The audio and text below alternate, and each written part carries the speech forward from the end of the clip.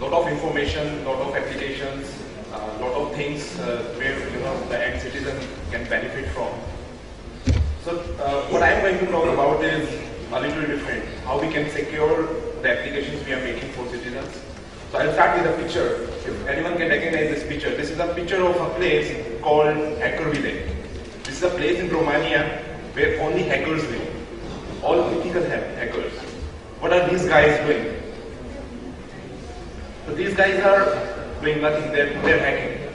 So they're hacking for a cause. They're hacking for their nation. They're hacking for whatever, for profits, for money. There are a few examples of government sites being hacked in India. So anyone can guess, how many sites are hacked in a year in India, as far as the government sites are concerned. It's more than 300 per year. A recent example is the BSNL. It's a couple of days back, BSNL site was hacked, and government is trying to investigate, some of the Chinese manufacturers, and they draw in the hacking of the BSNL website. What we are hiding, or what these hackers are interested as far as the government agencies are concerned, these records, the PAN card records, their personal details, their bank transactions which they do, their financial habits. So these are the things which hackers are interested in. And it's not like a hacker will come and steal the information from your PC or whatever device a person is using. In our case, maybe a common workstation which is placed in CSC. So these information are persistent hacked. It's hacked by profiling a user. Users are targeted, sites are targeted, institutes are targeted, and then the information is still in a very persistent and strategic way. So what we have to do is we have to know the unknown. These people are not known to us, right? And in many cases, the sites are hacked, the damage is done, then we come to know like there is something which has happened. And it's very difficult to track down these guys. So there are three types of major people, or say group of hackers which are there in the world. One, which are motivated for their national interest. People come and they try to vigil the countries which are can be threat to the country. Second, the group of people which are working for a common cause. Third, people which are working for their individual cause. Momentary gains. They may steal the money from government organizations or personal accounts. So these are the three types of people which are there, and they're trying to damage the complete IT infrastructure or enablement which we are trying to do. So cost of hacking can be huge. So it can be quantified in private sector. Like for a Sony, if you have heard of, the damage which was done was around 100 million of the records which was stolen from their database. But repercussions were much more than that. They lose their reputation, the business was lost, which were into billions. But as far as the government is concerned, it can't be quantified. It's invaluable. We can't let our citizen information, go to other nations which can misuse them. So there is a statistics. There is a survey which has been done by consultancies, and which says that 70 to 75% of the hacking is done on the web-based applications. Where the people are going to a portal or trying to access applications which are remotely placed in a data center, they are being hacked or being targeted.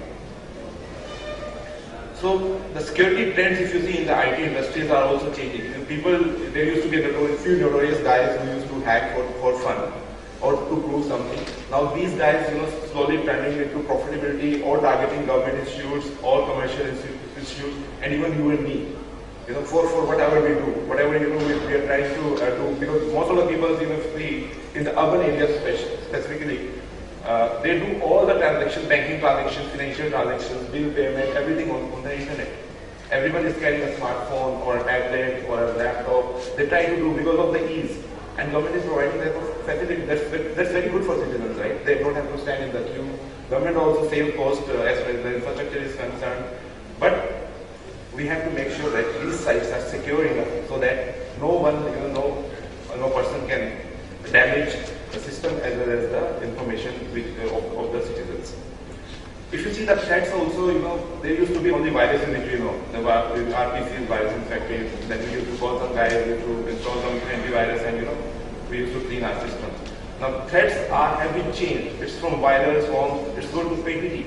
APT is a non-persistent threat, where a person will come, he won't be physically present in your network, but he'll be, he is in your network periphery.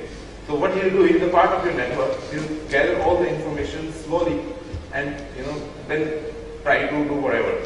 So he can steal the information, he can manipulate the information, he can change the information, whatever billing information we have, instantly bills, he can do anything. Even, as Sir was saying, power grids, he can bring down the power grid itself. So we can, it's a small thing, IT infrastructure in the power company, if you say, it's just an enablement. But until we secure it, it can do a good amount of damage. And there have been instances in the world where, there is no bullet fired, but still there has been damages done. The third trend is, the targets, the devices, the penetration of the devices. So if you see, the people are moving from workstations to laptops to tablets now to the smartphones. So because they are easy to handle, and we can do everything using our tablets or smartphones. So these devices are more threat prone than the workstation which used to be placed at a single location. So security has to be started from foundation. That's what I was coming to.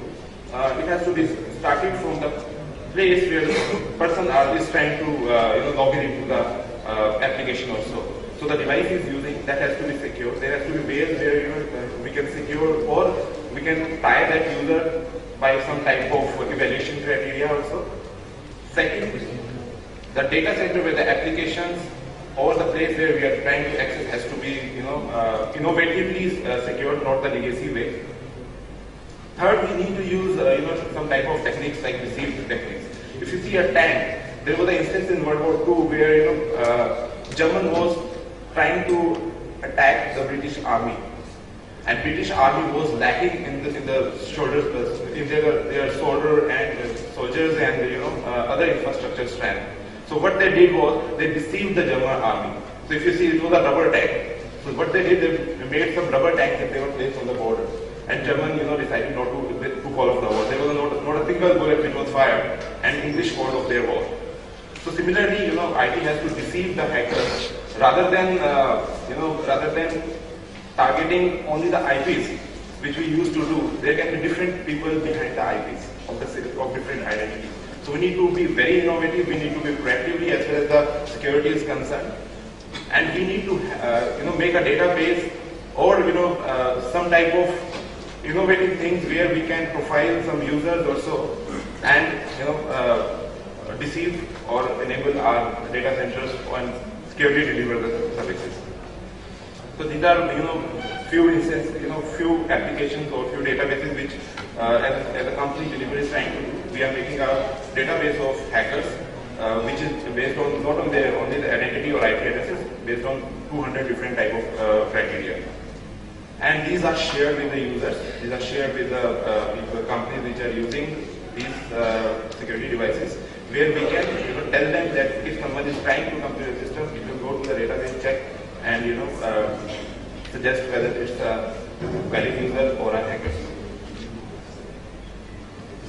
Other type of attacks are DDoS attacks, where what hackers do is they don't steal the application, but they block the packet which is going to the application also. So that distributed denial of service attacks are fast and slow. That also needs to be taken care of innovatively.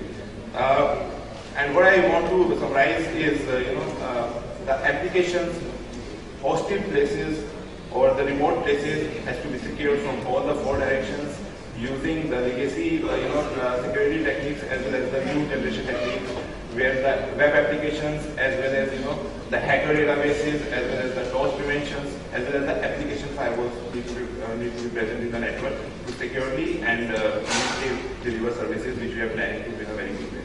That's it. Thank you so much.